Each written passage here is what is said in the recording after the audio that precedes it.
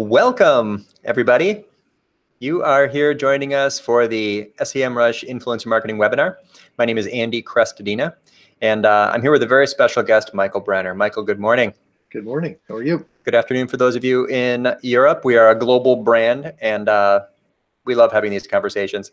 And we have such a great guest. Everyone, I'm very excited to chat with Michael. But before we jump in, I have some slides. I often do like a mini 5-minute presentation here at the beginning. And because the audience and our community is a close affinity to me, I'm a search guy, I'm going to show an example of how influencer marketing goes beyond just social media. A lot of what people do in influencer marketing is sometimes called sort of ego bait. You collaborate with someone famous, hoping that they share. When they share, then everything goes viral, right? No, not so much. So here's a couple of slides to suggest how to get greater value and search value from an influencer marketing effort, the search versus social side. What is the greatest value from an influencer marketing collaboration? Now, I have this hypothesis that the social media metrics or the content marketing metrics that are easiest to find are the least valuable. And the content marketing metrics that are the hardest to find are the most valuable.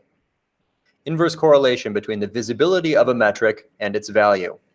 So although we all sort of tend to prioritize and overvalue these super visible metrics like followers and shares and likes and comments, those actually aren't the best outcomes from social media. Because of a cognitive bias called the heuristic availability, we tend to overvalue things that we can see. So a lot of people work with influencers hoping for shares, even though there's things farther down, right? Traffic and conversion and link building and authority that actually have greater, more important value. So here's an example of how I had created a piece of content and it got shared by a famous account. Look, Mom, Google shared me. Google Analytics has like 1 million followers, and they occasionally share some things that I wrote. And here you can see is an actual screenshot of a tweet that they shared, and it has hundreds of interactions or clicks, 32 retweets, 79 likes. So this was a great day for my marketing, right? The actual outcome from that is something like 160 visits. That's the real world measurable impact of that marketing action and activity and outcome. So had I put a lot of money into that type of influencer, if that was an influencer campaign and I found someone with 1 million followers and incentivized them to engage with me in my content and they shared it, maybe 100, maybe 200 clicks. That's so I ask myself, are we just overvaluing the things that we can easily see? And then maybe what is an influencer marketing campaign that would have the highest value? I work with a dairy brand called Cabot, and thinking about them, I thought of maybe they do influencer marketing, and I wondered what would be maybe an influencer campaign that would be more effective for them. So of course I go to SEMrush and I put them in and I look for things that they're ranking for, or rather things that they're almost ranking for. So I put in, they do recipes, so sauce related recipes where they're ranking not number 1 or number 2. I sort them by the volume or demand or search volume for that phrase. And I find that there's actually cheese sauce. They're ranking number 3 for cheese sauce. That almost at the very top, right? Could I improve that ranking, knowing that search position and click-through rates are an exponential curve and that a little bit higher ranking could lead to a lot more traffic? How could we rank higher for cheese sauce recipes, right? There they are, the cheese sauce. Tens of thousands of people per month search for that, right? There'd be a lot more upside than just a few hundred clicks from social media. And so I confirm the ranking, of course, and there they are. I can use a different tool here. This is Moz, which shows me that they have some page authority, according to the Moz bar, but very few links, right? There's only no websites have ever linked to this URL, 0 linking root domains. But it's an awesome piece of content.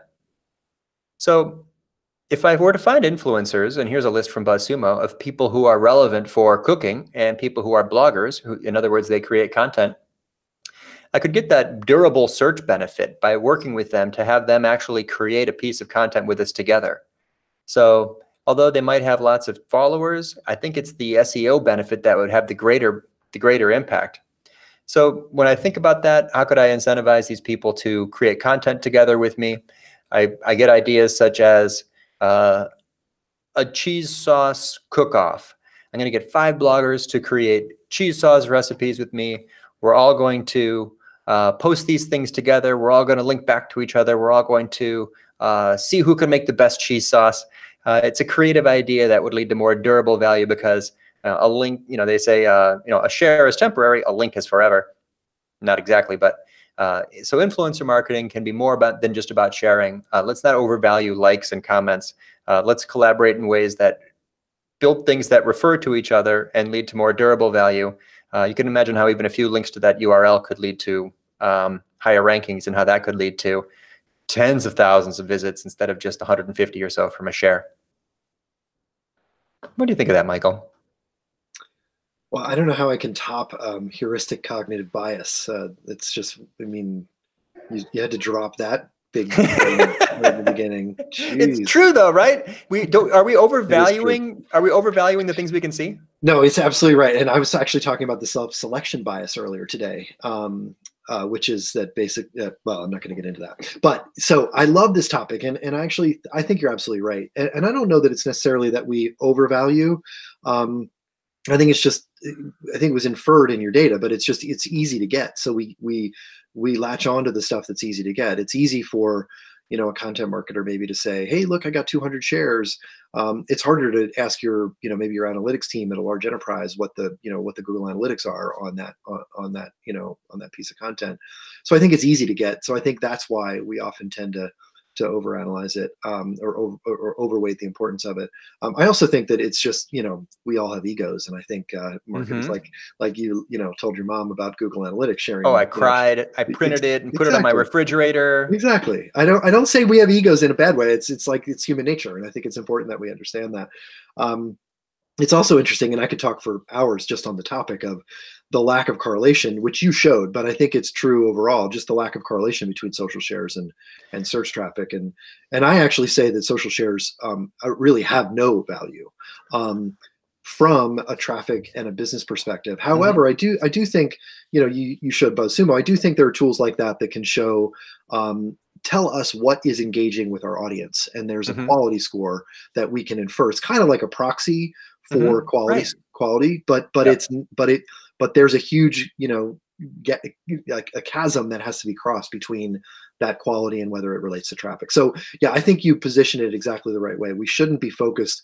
Success shouldn't be social shares. I think it should be, certainly should be organic search traffic, because that's earning something that we can actually value in our business. Well, social shares, I like how you put that, right? It correlates. It's an indicator. It correlates with quality. So one thing that it does for you is it tells you which headlines are performing, which is useful if you're promoting headlines anywhere, email marketing or title tags in search, or anywhere. But yeah, it's not, you can't take shares to the bank. So in influencer marketing, are we? What do we take away from that? Is it foolish? I mean, so much of influencer marketing is like, paid influencers on Instagram, which is all about just shares and engagement. And I guess if you're a B2C brand, that gives you some visibility, and brand visibility is one of your goals. But so I think maybe are we cautioning marketers from doing expensive investment in paid influencer marketing when the only measurable impact is likes? Absolutely. I mean, I'm not going to tell L'Oreal that they shouldn't have the Kardashians talking about their products on Instagram. I'm sure that there's an equivalent media value to that relative to buying an ad on, the Super Bowl or some sporting event around the world.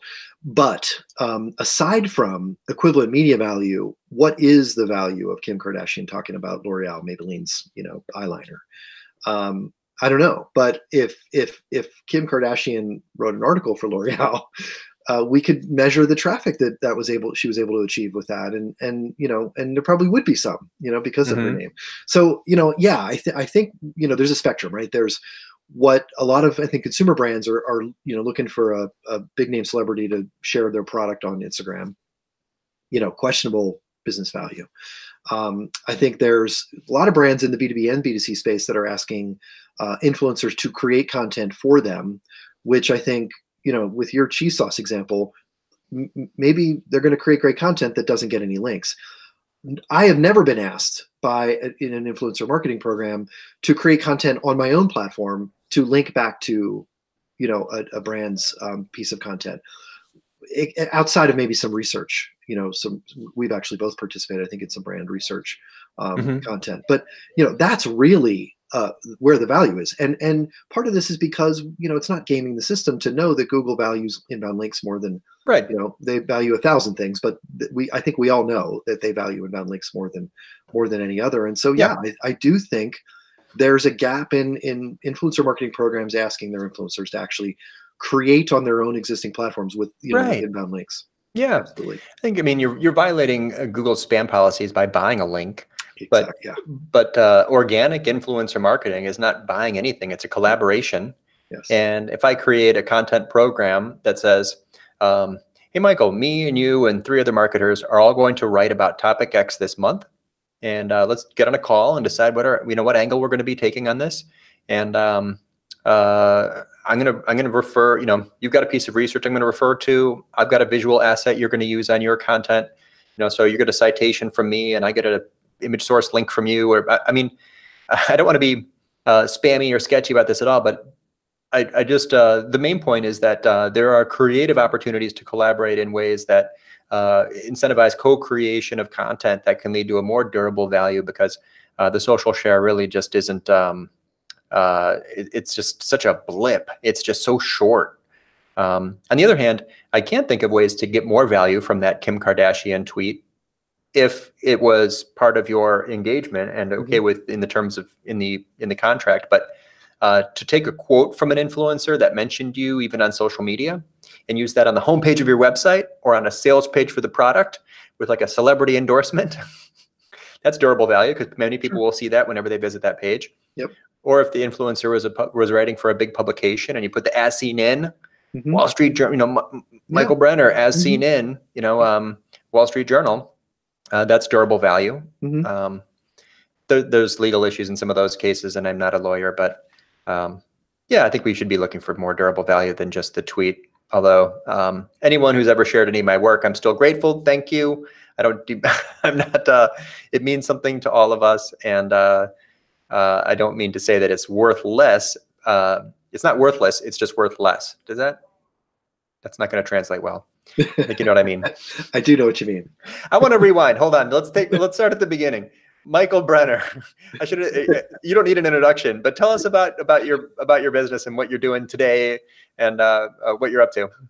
Sure. Yeah. So Marketing Insider Group. I've been doing this for, it's my 3rd year, and going into my 3rd year, and can't believe the wild journey it's been. But I've been a 25-year corporate marketer and started Marketing Insider Group just because I felt like the world needed a perspective from somebody who has been through annual budget cycles and annual performance reviews. God kill me now if I ever have to go through another one of those, and had bad bosses and all the kinds of stuff that I think real marketers face. And so I've been doing, essentially content marketing for brands, workshops, training courses, and lately a lot of actual content development, which I think gets to the value that companies are putting on organic search and the ability to build influence in owned media traffic as opposed to earned and paid.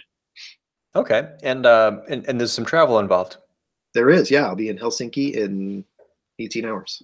Which means you're getting on a plane right after we end this call. So I'm rowing across the Atlantic.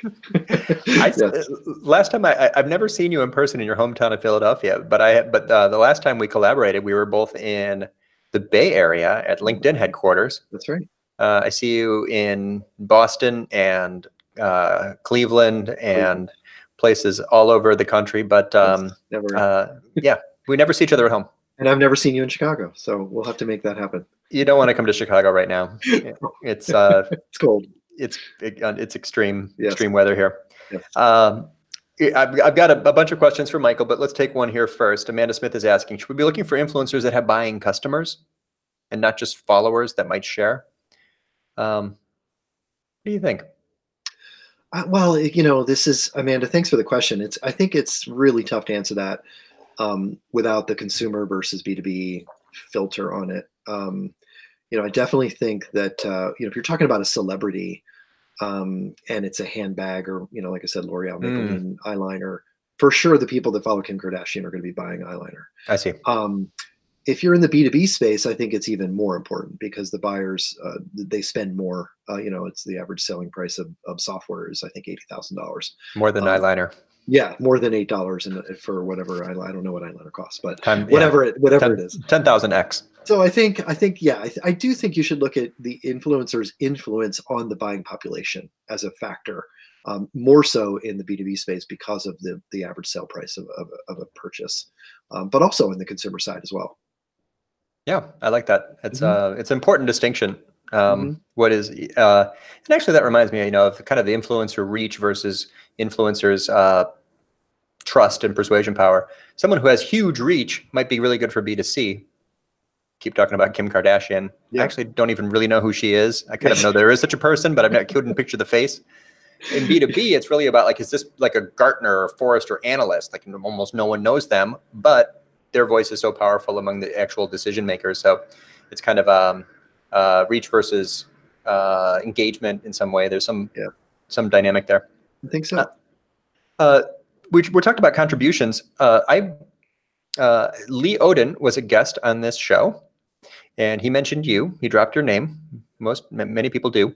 And he said that you're a professional influencer, which is another way to put, the work you do. And that working with professional influencers is actually easier than working with people who rarely collaborate or contribute, because you're so fast and responsive on the request. Hey, Michael, I'm working on a piece. I need, could you send me 50 words on topic X? And you're just like straight out. I mean, are you prioritizing the contributions you're doing with friends and partners and brands? Or is this, do you budget time to collaborate with others? Well, I mean, first, I think you have to consider the source. So, Lee is a friend of ours and someone whose work I really respect. And even, even if he was a jerk, which he's the opposite of that, but even if he was, they do great work. And he works with LinkedIn. He works with Marketo. He works with some of the most influential brands in my, certainly in our industry. So when he calls me up, I'm honored, or sends me an email. Typically, I'm honored to participate and add a quote to a piece of LinkedIn, content, or Marketo, or whoever he's working with. So a part of it is, I think, just it's not just that I'm personal friends with him and I respect him professionally. It's the fact that his firm does great work. He's working with brands that I think are influential to the same kind of brands that I am either targeting, or I'm targeting their target audiences as well. So that's part of it. But to get to your question, and I'd love your thoughts as well, but I don't block time aside for PR necessarily. I get, probably 10 requests a week for, contributing in some fashion. And most of the ones that I get, I try to respond to all of them. Like, there's one, so I'm an inbox zero kind of guy. So if something is in my inbox, it means I'm going to do something about it. And right now I think I have 2 or 3 requests from people I don't know, that work for companies I've never heard of, who have asked me for my thoughts on a predictions piece or my input on something, an important trend in our industry. And I will spend the 2 minutes it takes to respond to one question. When I get something from Lee, or something from, if it was from you, and I can't remember, I think it was a BuzzSumo piece that we collaborated on quality versus quantity, which was a pretty interesting piece. That's something I'm going to respond to right away, because I think it's important for our industry. It's important for the audiences we're all trying to reach. And, it's associated with good people that I know do good work. So that's kind of how I approach it, but I'd love to know what your model is. Well, here, this is, I'll be 100% transparent and show my actual process for this. So in the let me find it, if I can find my inbox. You're going to show it, aren't you? I'm going to show it. Wow. So this is the ugly truth about my email inbox. You're not inbox zero. I'm a inbox 20 to 30. Okay, that's not bad. I thought you were going to give me like I try. OCD. Yeah, that's good. Before I leave this screen, we're going to plug this at the end, but Marcus Sheridan will be our next guest next month. So this is my inbox, and over here I have whatever messages that I need to respond to. There's probably 30 to 40 right now because it's been a few hours. Mm-hmm. And then I have multiple inboxes set up in Gmail, which is part of Google Labs. It's a feature, configure what it's settings. Over here, there's like a way to turn on multiple inboxes. It's this over here. And then you can set little rules. So I have one that says if it has a purple star, put it in this other inbox and the panel on the left called marketing request. So I have 4 of them in here right now. When they get too old, I might as well just delete them. And so this becomes marketing requests or PR opportunities, things that I need to respond to. So I kind of put them over there, and when 3 or 4 pile up, then I'll take about half an hour early one morning, maybe twice a week, and respond to them all. So it's a way to try to keep it efficient. I'm sure there's better, more effective ways to do it, but it's a productivity trick for managing PR requests or for anything, right? You could make one for leads, or you could make one for support requests or customer service or whatever your main role is. No, that's awesome. I love it. It's one way to do it. It's hard to keep it organized. I mean, it's a different type of email, right? It's not, the problem with email is that it's just a pile and it grows all the time, and we have to decide what to do with it. So I'm impressed with anyone who's inbox zero. You just saw the mess that is my inbox. I think we got a question over here. This is another one where I could show actually their least examples, but can you think of some good successful B2B influencer marketing campaigns? So I'll do one, and maybe you can do one. Sure. And it's a little self-serving, so I'll apologize up front. But one of the first things we did when I was at SAP, and for those of you who don't know, I built a content marketing platform at SAP, despite pretty tremendous amounts of cultural and corporate headwind. This is going back about 6 years, but called the Digitalist Magazine. So it still exists. It's really successful, and not necessarily all thanks to me, because there's been great people after me that have taken it. But one of the things we did early on is we did, big data was a topic that was just emerging at the time, and SAP has a really big product in that space called SAP HANA. So we were trying to figure out how do we get in to and start to gain traction with the influencers on the big data conversation. So we did, a pretty common and maybe now overused mechanism. We created a list, the top 50 people to follow on Twitter for #BigData. And what we found pretty interestingly was that they all shared it. It was one of our most popular traffic-based articles. And so, again, this is 2012. I think there was more correlation to social shares to traffic than there is today. And in fact, BuzzSumo will show you that most brands are seeing a decline in social engagements. But at the time, there weren't a lot of people doing lists, and I think those influencers in an emerging space hadn't been given a lot of ego boosts. And so we gave them that ego boost, and almost all of them shared it. And then we actually heard from a couple of them who said, you know what, I'd actually love to contribute. And so we actually reached out, and we did an email outreach to all of them. And what we found was the folks at the bottom of the list, like 40 to 50, they all wanted to contribute, and they wanted to do it without getting paid, because they wanted to reach the top of the list. The folks at the top of the list all wanted to get paid, and that's why the ones at the bottom wanted to contribute. So it was actually a pretty cool sort of situation where we realized that by participating with the influencers, creating content that calls out their expertise, you can actually generate contributions and partnerships with some of the folks who are maybe at the lower end, who want to become the higher or more influential folks. So at the time when I started the site, we had 12 internal contributors.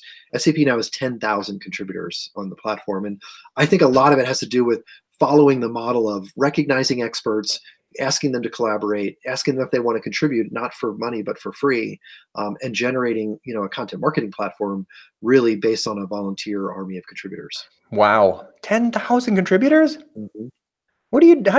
That's when you need software. Yes. You must need software. Yeah. Well, I'm going to show a couple that I'm just taking these from Lee and from Top Rank Marketing. These are all software. IT Service Management 2020, 15 tech leaders share their insights on next gen ITSM. This was an ebook, a blog post. It was a bunch of social content. It was an email. And in the case study, and this is all public, he's published this. I took this from an article he wrote. This was 22% of their pipeline revenue from the year. And you can see here's some examples of the engagement. Profix as a Candy Crush style. I think this was a game or something like this. the software company. That's got Top Rank written all over it. They love Yeah. games. They love Yeah. games. Yeah. They make microsites for these, which I normally don't recommend for microsites, but Cool. this was, here's one that created, for Divi, that created 22% more views than any of their other campaigns. And then CMI, which isn't a software company, but this is a huge piece of engagement that they do every year to promote attendance. So yeah, there's lots of creative ways to do it without going into detail on Lee's projects. I mean, you could just contact Top Rank Marketing and they run those programs for people. But that's software, B2B software, great category for influencer marketing, you can imagine. I've got like 11 more questions for you, but people are starting to chime in. Maxim says, very interesting conversation. Any ideas on how to make influencers interested in cooperation? That's actually one thing I wanted to ask you about. Other than paid, you just gave an example of an incentive based on kind of a post with a list and a ranking system. Would incentivize you, or how would you incentivize others to contribute and collaborate? Yeah, I mean, I think, finding one of my, I think this is going to be one of your questions, but one of my pet peeves with requests for doing influencer projects is it's just when they're not strategic. And so one of the ways I think you can be more strategic in the influencers you choose to work with as a brand is to find influencers, experts that really have an affinity for your audience. So they need to be not only influential, but also you want to find, I think, influencers that where you have a common goal. So I'm a content marketing consultant. I work with the Content Marketing Institute, a publisher in our space in content marketing. I work with Marketo because they provide software that doesn't compete with what I do, because once somebody has marketing automation software, they need to figure out how to create a strategy to get content created. So finding brands that have an affinity, finding experts and influencers that have an affinity that want to achieve the same goal that you do, I think that's being strategic. And I think a lot of brands, think of influencer marketing as a tactic. I wouldn't recommend that. So find those influencers who want to achieve the same thing you do, who want to reach the audience you have. And the rising tide can lift both of your boats, so to speak. Yeah, that's a huge issue. I think we talked to Mark Schaefer and Neil Schaefer, different spellings, about that same topic, and that's one of the things we hear over and over on this show is just choosing the right influencers. Like, who does your audience actually care about and is likely to listen to? It's not just the people with the biggest followings. And we added to that the SEO benefit, right? Who writes for blogs that have a decent amount of authority themselves if you're looking to collaborate with content creators? One way that I'll answer Maxim's question is, how do you incentivize people to do it? Well, the decision to do anything in life is a ROI calculation, and you can try to increase the R through incentives, or you can just reduce the I. Don't make it a better return, but make it into a smaller investment. So when you ask someone to contribute to something, tell them how many words and where it will appear and what day you need it by, and make it a no work proposition as much as you can. People who ask kind of like long rambling questions on long emails, and they tell me that I can change the question if I want to, and they're trying to be flexible, but it's very difficult and the request is very vague. It's much harder to help them. So be concise, be brief, be specific. Can you please send me 100 words on why influencer marketing should emphasize search more than social? Absolutely, I can write that right now. It's just responding to an email. Exactly. But if they say, tell me about the general benefits of, like, oh wow, that's so very hard to respond. So that's another idea for increasing engagement rates from your pitches. Yes. Okay, I'm going to ask a question now because I don't have with this. We'll come back to some more from the audience. So let's say we collaborate on something, and you're an influencer in my content. Should I expect? Is it just etiquette? Is it courtesy? Is it expected that you share or promote, or what are the proper expectations for influencer collaborations? Yeah, I think the same ROI calculation. I love that. I'm going to use that line. That every decision in life is an ROI calculation. Every click, every true. Spend, yep, it's every true. dollar. Do I want to take my wife to a really fancy restaurant for Valentine's Day? Absolutely, absolutely. The R is huge on that. I think you're right. I think it's important to think through, how painful are you making it for people? If you ask me to contribute to a post and maybe you made it easy in the first email, and then you send me a note and say, hey, your article is live with no link. You know, and Yeah. you're expecting me to go find it and then go hit the tweet button, which some are, sometimes is or isn't there. Yeah, that's painful. That the investment's too high. If you send me, a suggested text that says, copy paste this over to your Hootsuite and hit send, my chances of doing that are very, very high. When you tell me, even with just a link, that the article's live, and I got to go find it, and I got to go find your share buttons, and and sometimes you hit tweet and it's just a link. I love that. So yeah, so I don't know what the expectations for brands should be for their influencers. I don't think you can force it, but I do think you can subtly make the point that you're hoping they do by helping them to do it. By, here's some suggested Facebook text, here's some suggested LinkedIn text, here's a suggested tweet, here's a couple of images you can use. Or a simple, my favorite is, here's a simple link, click to tweet. You click on it and it shares it. Those are the, I think some recommended tactics. That's a good one.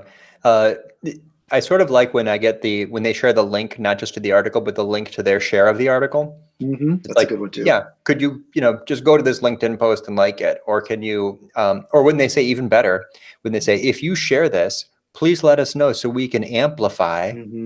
That actually is powerful incentive.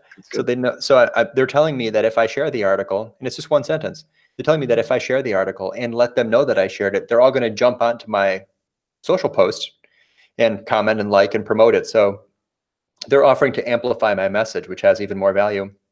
I've got a question for you. This is an idea I wonder about, and maybe tell me if you think this is weird. They were working hard. They make an image for you. So when you share it, you can use that image. And that image is a big Michael Brenner face. Is it weird to put your own face in your own stream? Is that, I know that they're trying to be nice, but I don't know if I want my stream to be filled with my face. I look like I'm just being self-promotional. Yeah.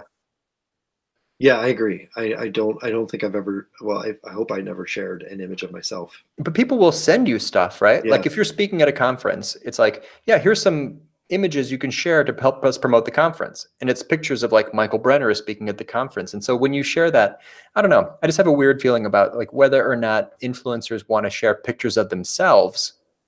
The brand is trying to, yeah, I get the idea, but yeah, I don't know. The quote, here's another one. Michael Brenner contributed to this piece. Here's an image quote of his wisdom. That seems like it's more like I'd be more likely to share that than a big picture of my head. Yeah, no, when I've gotten like, I believe that, the future of marketing in 2019 is all about content personalization, says at Brenner Michael in the, our future of marketing trends report. Yeah, that's something I would probably share. Yeah, but maybe not the picture. I get that what they're trying to do. It's, anyway, that's just a question I had. I wonder about that. Yeah. Okay, we have another question here. Any thoughts about influencer marketing for the healthcare industry? Oof, that's tough. Specific. Yeah. Well, yeah, regulations are rough. I think, if you can do anything to get healthcare providers to share stuff, you're doing something right. I have clients in the healthcare industry, and I always bring up the topic of patient education, and they all kind of, well, our target audience is the doctors, the prescribers. And I'm like, yeah, but their main challenge is educating their patients. So create stuff that is educational for their patients, not because you care about the patients, which is ironic that so many, will say we don't care about the patients, we only care about the doctors. But create content that's educational for patients for the doctors. That may or may not apply to the person that asked that question in the healthcare industry. But if your target audience is healthcare professionals, I can tell you their number one concern is educating patients, running their business, the operations of running a patient practice, focus on those kinds of things. And I think, you'll find that they're, going to be more likely to share, that kind of stuff. Yeah, that's it's a tricky one though, right? Because there's so many laws. They can't, it's like, patient, like educating doctors, like the rules around gifts for doctors or incentivizing doctors to do things. And occasionally you read about a doctor that like took big speaking fees from a drug company and consulting fees and gets arrested, because I don't know that much about it. There's a big legal side there. There's medical regulatory. But if you go back and think of Mark Schaefer's definition of an influencer as anyone who shares, this was interesting. And anyone could go back and watch that video. He said there's three kinds of influencers: celebrities at the top, content creators like you, Michael, in the middle, and then anyone who shares is an influencer. Mm-hmm. And so if you get down to that bottom level, like you just said, patients, the stories of patients, if you think of patients themselves as influencers, and you create web content about like a day in the life of someone on this drug or getting this treatment, some of the most compelling content is personal, it's a story. So if you expand your definition of influencer, you can avoid some of the legal issues. And to your point, Michael, patient education is the doctor's main goal. We're going to keep going. Vijay Chandra, could you please expand on the difference between creating content for keyword ranking on Google versus paid social media campaigns? Is social media just to build soft brand power? Ooh, I like that combination of words. Good question. Soft brand power. Well, just the point from that example was influencer marketing, like any marketing activity, is hard work. We're looking for the maximum benefit from it. If you want to create a durable benefit, an SEO benefit is going to give you more long-term benefits than a social post. Therefore, if you look for creative, collaborative ideas where where people are making content on each other's platforms, to Michael's point, then you might end up with something that can drive higher rankings and much more durable visibility than just a social post, which is kind of gone within a day or so. It's about the creative idea that incentivizes influencers to create content on their platforms, not just to share. Social media, as for building soft brand power, Michael, what do you think? So I'm trying to make a chart to show. Oh, and I don't awesome! know if it's going to work, but yeah, because I kind of go off on this one. Like Whiteboard Tuesday. Yeah, a little bit. So I'm going to try to show this. I don't know if it's even something you can see. I can see it. Yeah, that works well. So here's the point: is when you create something for search, right? If it's an evergreen article, let's say it's what is big data and why is big data important to technology professionals, that article is probably going to be relevant forever. And so the search traffic you get, and hopefully the conversions from that traffic that come to your website, could go on in theory forever. If I spend money with an influencer to share something on Instagram about big data, the second I stop spending that money with that influencer, the result goes to zero. And that's true for any ad. It's true for any social post. The shelf life of a social post on Twitter is 8 seconds.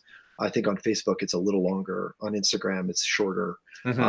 So the visibility you're getting from a single post is pretty small. And this is not a criticism of social ad campaigns. Again, we talked about the ways I think you can value those with equivalent media value, or the as seen in kind of testimonial. But for me, if you only gave me $1 to market something, I would spend that dollar on content published on my website or your website that generates organic search traffic over time, because that's an asset that your company will have forever. Right. Hopefully I didn't like scrunch my face up. No. The visual. It's a good question. It makes the point, right? It's what's the lifespan of a post versus a link, or a share versus rankings? Totally different. I'm not finding it now. I forgot the phrase. It's like free SEO tools. There's a guy named Robbie Richards who does this post, which is a roundup. So it's influencer marketing. It's a roundup. And he asked like 100 people, like, what's your favorite SEO tool? Something like this. Not surprising, SEMrush is at the top of the list. So it's like a survey, basically. But in the responses, he gets people's detailed answers. So it's like the post has got some data at the top, like a little scoreboard. And below it, it's got people's faces and names and contributions. The aggregate data of everyone's contribution is the data at the top, the quantitative, and the qualitative is people's responses. But the thing ranks. It ranks. So contributing to that post as a contributor, it's creating durable value for the influencer, for the contributor. It's a brilliant example of a single piece that combines original research, contributor content. It's got keyword focus. It's even got like an affiliate link, which maybe he's making money from this post, but it's like, I think of it as like the barbecue chicken pizza. It's like got every flavor. It's savory, it's sweet, it's crunchy. It's like it's like one of those foods. It's like an example of content that hits every note. It's so impressive. Robbie Richards. I wrote it down. I'll check it out. I'll find it. I can't remember what phrase it ranks. It ranks like a champ for something. It's like he's done several. Cool. So let's keep going. Amanda Royce. Hope I got that right. How do we get an influencer to distinguish between a brand and the retailer selling the brand? Boy, that's a specific question. I'm not sure. We don't have our own products, but rather we sell for vendors. So that's like a channel. It's like influencer marketing within a channel strategy. There's the brand and there's the retailers. Well, if they're promoting a link, the link can be to the retailer. But inevitably, the brand is going to get some value from it because any mention of the retailer also benefits the brand. I guess in that case, you're really trying to maybe create a landing page on the retailer site and making sure the influencer is promoting that specific landing page. I don't know. Yeah, I'm not sure, and I apologize, Amanda. I'm not sure I totally understand the question.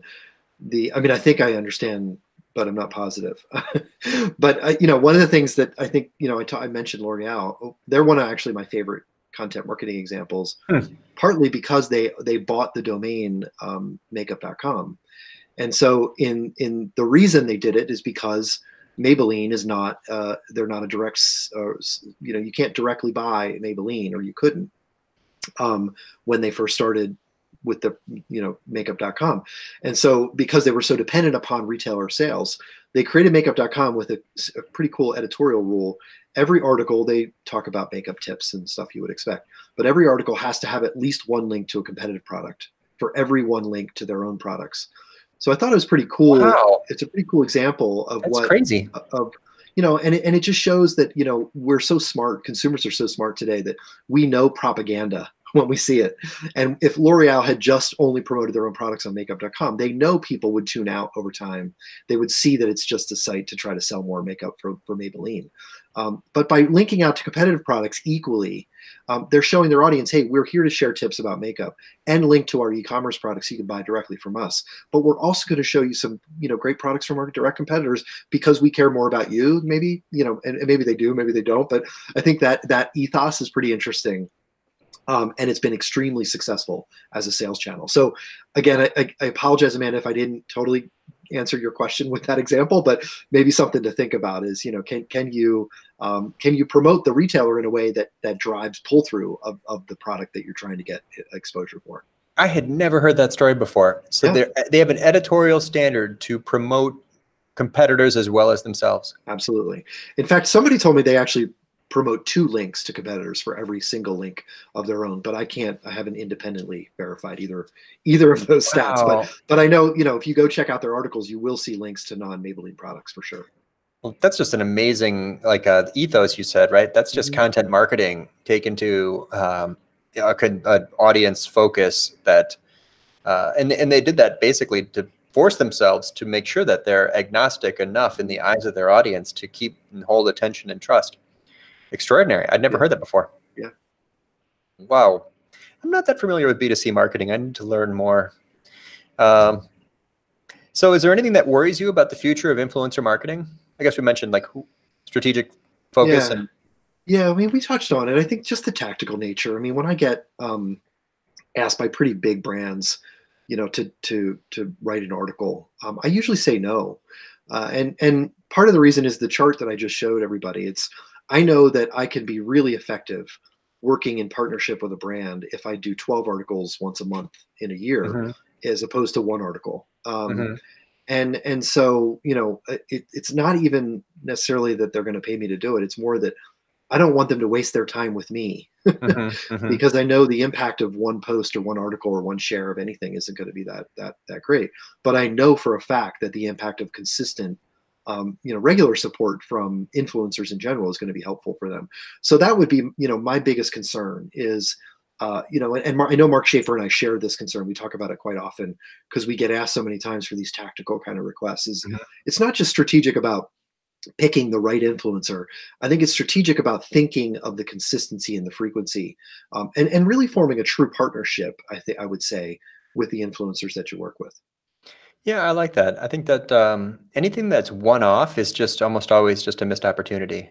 It's like any request that's like, can we just do this one thing? Or if you're doing an influencer marketing and you want to collaborate with someone and the idea is just to make a specific piece of content, there's almost always missed opportunity and lower value. This format that we're using now, undoubtedly some of the things that we're creating SEMrush will cut up into smaller clips. They'll make social content out of that.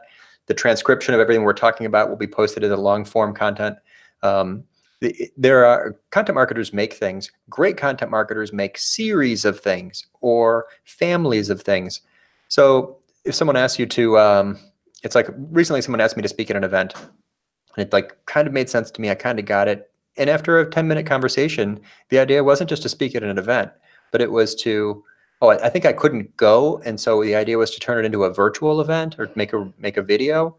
And then the video was going to be turned into, we were going to repurpose that into a series of webinars and create articles about that. We were going to reach out to the audience prior to the event to ask them what their top questions were and make sure that was included. Turn that into an article, like an interview format article. So almost always, anything that you do should have repurposability, or else it wasn't well planned. Mm-hmm. Yeah. Another question, more questions are coming in. Anyone ask us anything? We've got Michael here with us for just another 10 minutes or 15 minutes or so. What is the best deal to propose to an influencer in B2B? We can't propose them any of our products. I guess what incentives? Yeah, well, I mean, pay me. I mean, I'm assuming they're assuming that it's non-cash. But if you really want, I mean, I do, and again, full disclosure, I work with a few brands that this is your job. It's not, don't be shy about it. Right. It's, and I love them for giving me money to do stuff. But I only work with brands, again, where there's that affinity and strategic partnership. So yeah, number one, pay them, offer to pay them. It shows that you value their time. It also, even more so for me, it's just when you're someone that has some influence in an audience, I think they're going to get a number of requests. And how do you stand above the other competitors that you might have from an influence perspective? Is you can pay them. I mean, it's just very simple. Aside from payments, I mean, I think a lot of brands overestimate the importance of, we're going to invite you to our annual customer event and give you a free ticket and VIP access. That may or may not resonate in the B2B space. Like, I know Oracle does that. And, part of it is, having spent 8 years at SAP, I just couldn't, because it's, it just would feel wrong. But I just don't see, I could feel that I don't see the same value that they saw in giving me a free ticket to their event. Right. Now, if they said, we'll give you, I don't even know. I don't know what it would be, but if they started talking about things other than just, we'll give you free access to, to an event of ours or products, as I think mentioned in the question, I would just say, don't overestimate the importance of the stuff you have. I would just start with a question. What can you do for the influencer? Can you write about them? Can you have them speak at your event? Can you, again, influencers, we all value the influence we have. So how can you help it grow and increase the size of our influence? I think would be something that would be valuable. Yeah. I mean, even if it's free or organic influencer marketing, which is, I think, the way to call it. If it's just, collaborative content, which is what we always used to call it, that is a transaction as well. Just to be brutally upfront about it, what you're offering them is exposure value. They're offering you reach and quality content as a contribution or a guest post or whatever the mention is, and you're offering them exposure value. So if to make that more appealing to the influencer, you can highlight that exposure value. And I see this all the time. We will promote this to our reach is this, followers, email size, this is, they're promising exposure. So it's an exchange of value, just like any other collaboration anywhere in the world or any time in life. But if you do want to incentivize that, I mean, the free product thing, maybe that works. It has a bad reputation. It's in B2C with mommy bloggers, like, this is a little bit overdone, right? Like, people just get free products all the time. I don't know if how well that works for people, and I have very little experience with it. One of the things that I'm impressed by, when you see like a Jay Baer writing lots of forewords on a lot of books, that is one of the biggest asks. Let me ask, maybe you get this. If somebody says, will you please read my book? Wow, like, that's like a 20-hour request, right? Like, do you get books in the mail twice a week? We're really, this is sort of, opening the kimono. We're, the curtain. The confessional is closed here. Well, No, this won't go anywhere. No yeah, just between you and I, since no one else is listening. Yeah, I thought I was the only one that was frustrated. It is. It's a big ask, and I think I've actually just started asking people to send me a quote that they want to use that doesn't assume that I've read the book, and usually. Endorsement of the author. It's something like, Andy Crestodina is an expert in search engine optimization and organic traffic. And, he knows better than anyone else the trends that are coming in the digital marketing industry. That would be a quote. Say that again, please. So you can book that quote you can use that quote on your next I'm kidding. I don't need, but to say, to ask me for an endorsement of a book, I get a lot of them. And I usually, it's rough. So please don't do that. It's like, this is pre-publication. I need a, this is for the back cover. I need it in a week. And here's a 600-page PDF file. It's like, I don't think they're reasonably expecting me to read every word, but I have there's a big bookcase over there. Literally, there's piles of books. Very hard to get to them all. Yeah. Even if it's close friends. Mm-hmm. But yeah, that's what I wonder about. It's like, but then there's the Jay Bears who are taking the time to write and read. Like, he writes forewords for books. And he must have done the math and figured that the exposure value is high because maybe he makes it onto the cover. Forward by Jay Bear. I don't know. It's impressive. That guy is a really, we should have him on the show. He's a pro at this. So we're getting down to it. We've got just 5 or 10 minutes left, not even. If anyone has any other questions, feel free to ask. So on the other side of it, you reach out to people occasionally and invite them to contribute to your content. These are people you mostly have relationships with, or can you give us an example of a program or piece of content that's worked well for you? Yeah, well, and you know about it because you participated, but and I don't do it often. So I did it. I think it's over almost 18 months ago. But as a paid speaker at marketing conferences, having interacted with you at a number of them, I reached out to folks like you and the other folks that I know that I really respect, I think, as speakers, with an attempt to try to teach event managers how to run better events. And so I think it was 5 or 6 questions I sent to all of you. I can't remember the actual number. But then, so I sent it to about 20 of my favorite speakers like you, and asked 5 questions, and each of you answered. Most of you answered most of them, and then I turned that into 5 separate pieces of content. So again, tried to make it really low effort on your part. Instead of 5 different emails, I tried to make it one. I left it pretty open. Did all the things I think you said. Oh, no, that was perfect, right? You made a series of content. You didn't just publish one article. Exactly. The fun thing is I've gotten a tremendous amount of feedback from event managers who've said that it's been really helpful for them to hear what speakers think is effective at events, because we go to so many. And I think I wrote one on sort of like promotional items. Okay. I can't remember what the question was. It was like, what was the most interesting promotional item or something? But that one got more traffic than any of them.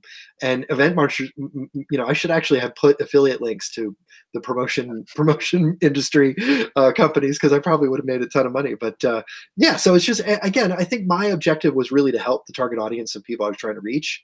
Yeah. And I didn't, again, you haven't seen an email like that for me in 18 months. So I don't believe in going back to the well too often. If I do another one, and I don't really have any in mind right now, but I'd probably hit a different list of people. So again, just always trying to be conscious of people's time and investment in doing those things. Yeah, I love that. It reminds me of the only roundup-ish article I ever wrote was when I emailed, I did this 3 or 4 times, like 5 questions to 5 different experts who had different roles. 5 questions for 5 analytics experts, or 5 questions for 5 SEO experts. And the format was a roundup, because it's like question 1, 5 perspectives, question 2, 5 perspectives.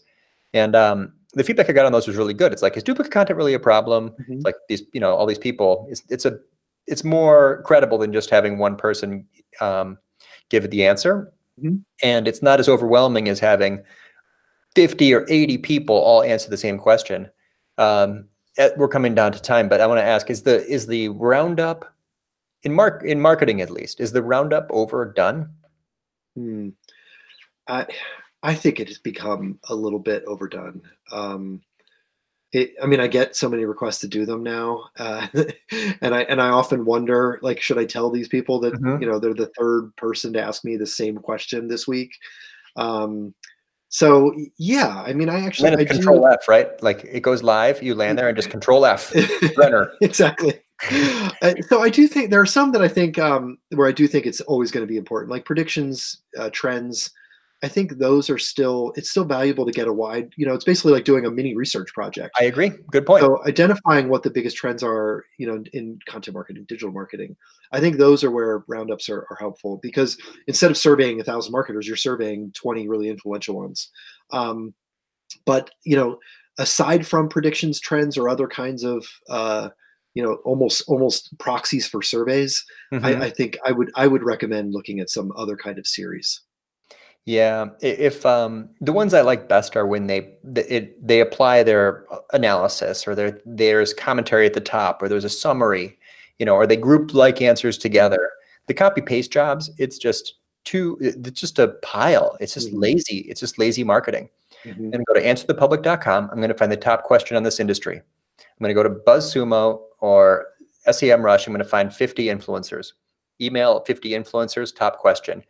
Get 50 emails, copy paste. It's like, that's a job for a robot. That's not marketing. That's just, yeah, I have a bias against it when they get I think there are robots that are doing that now, because I get enough of them in my inbox that it feels like there are robots doing that. Yeah. We're going to take one final question. It's an audience submitted question, and then we're going to let Michael fly to Helsinki, Finland. Yeah. How do you suggest taking a relationship with an influencer beyond the product, to more of beyond the product or influencer, more to the agency influencer? I see. Is that clear to you? I'm not sure. I guess as a concept, like, how do you go farther with relationships with influencers? Yeah. Well, so I'll give you Marketo as an example. I don't think I'm sharing anything confidential because it's pretty public, but I do a series of what they call closing lunches, and so I talk about storytelling to audiences that prospects that are trying to reach. They pay me to do that, and I'm honored that they do. But beyond that, I voluntarily write occasionally for their blog. They've asked me to participate in product roadmap conversations, which I love, and I don't get paid to do that. I have absolute joy and pleasure, and totally honored to give them my thoughts on their product roadmap. They have a CMO kind of council of folks that they talk at a more strategic level, that they've invited me to speak to. So I almost feel like a strategic advisor to them more than a paid influencer, because again, their audience and mine are aligned. Our objectives are aligned. We have a little bit of a tactical program where they pay me, but the relationship, I think, it goes both ways, and it extends well beyond that paid relationship. So those would be my piece of advice is bring them into strategic advisory kind of conversations that that they may be interested in. That is a fantastic answer. I mean, who wouldn't love to get that call, right? We would like your input on our product. Yeah. I mean, that's beyond marketing, and I can see why that's something that you value, and being honored is I can absolutely relate to that sentiment. Yeah. Strategic partner, strategic advisor. Let's take that. Let's leave it there. I think that's really important, and in a way that everyone can just get more value. These people are more than just the size of their following. These people are more than just a blog mention or a social post. If you really want to build a relationship with someone, include them on the questions and issues that are really important and that require more trust, a strategic relationship. Michael, thank you for that insight. Thanks for having me. It's been fun. Okay, everybody. The next conversation we're having is going to be in February, and we have the date. Look at the site. I've got on one of these tabs, here it is, February 26th at noon Eastern here in the States. That is a conversation with Marcus Sheridan himself, mutual friend. But I just want to say once more, thank you, Michael Brenner, for your time today, for your insight. This is so valuable. I'll be going back and watching the video, reading the transcripts. And thank you, SEMrush. We'll see you all next month. Take care. Bye-bye. See you later. Bye.